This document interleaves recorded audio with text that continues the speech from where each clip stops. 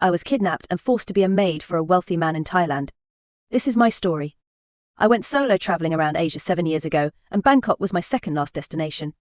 It was at a street market that I met an extremely attractive European man who asked to take me out to dinner, and he was so charming I said yes. That night he swooned me. He said he too lived in the US, not too far from me, and was also just on vacation here. After dinner he took me to the best club in the city, and at the end of the night he called us a taxi. It was in the taxi that he offered me water, and upon drinking it my world went black. I woke up the next morning in the middle of a windowless room that I assumed was a basement. No one was there when I woke up and I felt scared. I began screaming, crying and banging at the walls for help. Eventually I saw someone come in, a man who was not the same man I went on a date with. He was very tall and slim. He brought me food and water to drink. I took it and asked where the man I went to dinner with was, but he did not reply and left the room. Silence filled the room again. I ate the rice and meat they gave me because I didn't know the next time I would eat again. After hours went by, the silence was broken by more men entering the room. Each of them started inspecting me from a distance, and then inched closer to me. I couldn't fight back. I was too scared, so I stayed in place. They checked my teeth and shined a flashlight in my face. The most horrifying part, they began to search me. They did it thoroughly, leaving no part unexplored. No words were exchanged between us, but they would talk to each other in another language that I didn't understand. I assumed it was Thai then, soon after they left. The day after those men inspected me was really tough. I sat on the cold floor and hugged my knees close. My mind was full of questions, but I had no answers. I cried a lot to myself, wondering if I was going to pass away here, and if I was, would at least let me say goodbye. Was I held hostage? I had no idea. No one came into the room all day, which was a relief, but also made me feel more alone. The silence was deafening. It was hard to breathe. As the day went on, I kept thinking about the day before, trying to remember any small detail that might help me understand why I was here. But everything was a blur, their faces and their voices. None of it stuck in my mind. Days went by and my sense of time was completely out of whack. I didn't know whether it was day or night. The only thing that I had to entertain myself was the food and water they'd bring every once in a while. The room was big and bare, and had a singular light bulb on the ceiling that barely illuminated the room. I felt like I was losing my mind. Every time I'd turn around, I thought I saw people in the room with me. I started hallucinating. At what I assumed was nighttime, I would dream about being home with my family, and then I would wake up to this nightmare. I cried most of the time. I regretted meeting with the man. I felt stupid for meeting with a guy I didn't know. I blamed myself for everything.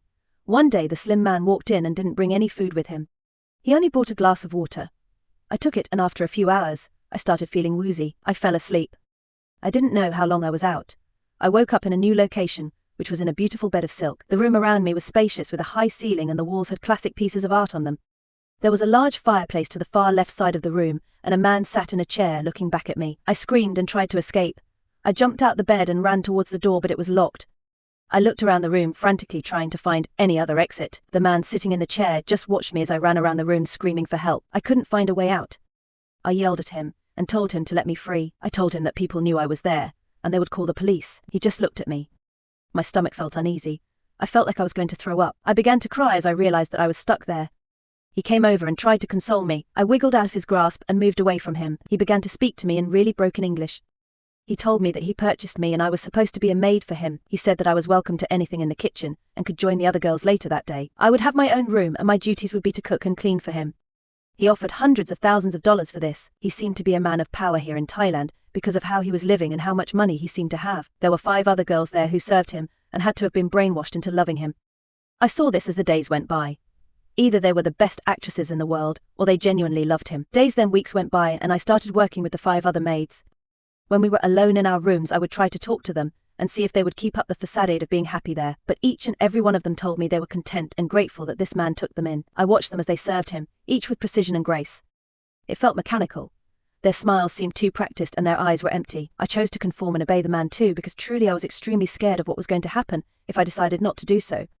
After a while the man began to call me more to his room. He would prefer me to wash his clothes and serve him dinner. I wasn't sure why, but more often than not the man found reasons to be around me. I think he thought I was prettier than the other girls. One night he invited me to his library in the mansion. He told me to dust the bookshelf and I did. As I was cleaning I felt him watching me. I looked over and saw him nod and smile. He came over and picked up a book off the shelf. He asked if I had read it. I shook my head and he handed it to me and told me I should. He never wanted the maids to read, watch TV, or even listen to music, so his telling me to read this book felt like a test. I did as I was told and took it from him. Soon I was given more important tasks. He let me take care of his private study, a special room no other maid could enter. This made me realize he trusted me a lot. After being this man's maid for a year, I was his favorite. He would call on me to do almost anything and let me have special privileges that the other maids could not have.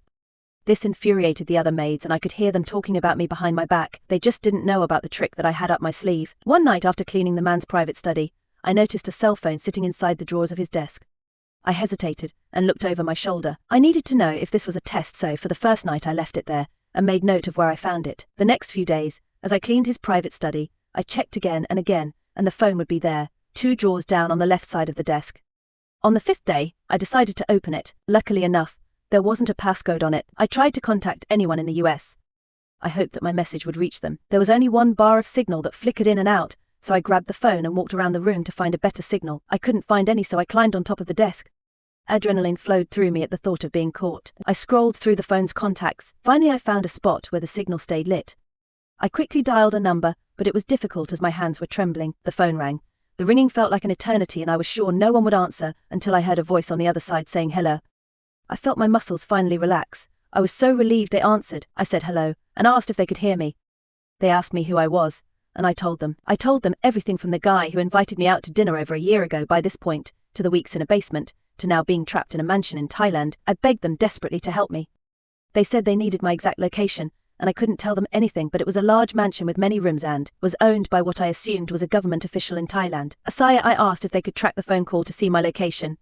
I begged and pleaded that they find me. They said they'd do everything to help me. I thanked them over and over and told them not to call this phone again. Just then I heard footsteps walking up to the door. I panicked. I hung up the phone, threw it back in the drawer that I found it in, and continued cleaning.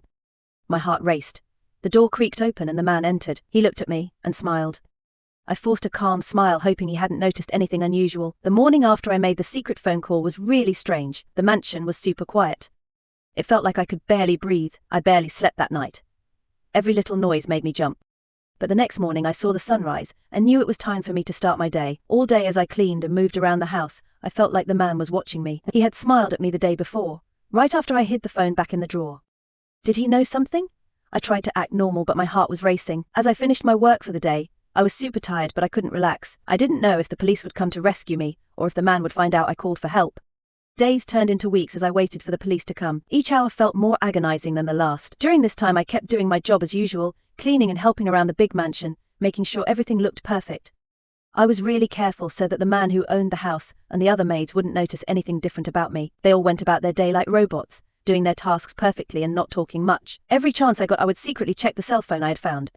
The signal was still weak, just a tiny bar that barely let me send out any messages. I would quickly text to let someone know I was still okay and where I was in the house, then hide the phone again. I had to act normal, like nothing was wrong, even though I was really scared inside. When the man looked at me, or when I had to talk to the other maids, I made sure my face didn't show how nervous I was. I just focused on my work, setting the table or cleaning, trying not to let them see any fear. The man sometimes watched me a little too closely, making me worry he might be getting suspicious. I had to be really careful not to mess up. I would line up the forks and knives just right and keep my head down, hoping he wouldn't notice anything unusual. Finally, the day I had been waiting for arrived. I heard many sirens outside and saw many flashing lights at the front gate of the mansion. From a window I watched as agents, people in uniforms who seemed to be more powerful than regular police, representatives of the US Embassy, walked in to talk to the man who had kept us there. He was really upset, waving his arms around as he spoke with the officers. He seemed to think it was okay to have us work for him, because he was paying us like we were just regular employees. One of the officers came over to me quietly while this was all happening. He signaled that it was time to leave. My heart was pounding as they took me away from there. We walked past the man and the agent arguing, and they got me in the car safely. The look of betrayal on the man's face as I was escorted by authorities was burned into my memory. We went straight to the airport, and I got on a plane going back to the US. Sitting in my seat, I kept thinking about the man arguing with the agents, still trying to claim he had done nothing wrong. When the plane landed back home, I felt so relieved. More agents met me and told me I'd be taken to a safe place where I could rest and talk about everything when I was ready. Walking through the airport, I felt safe but also worried about the other maids I had left behind. I was back in the US now, and I knew I had a lot to figure out about how to get back to normal. Life from that point was hard. I tried very hard to keep my story away from news articles and managed to do so successfully. Reuniting with my family was surreal, and every day now feels like a gift.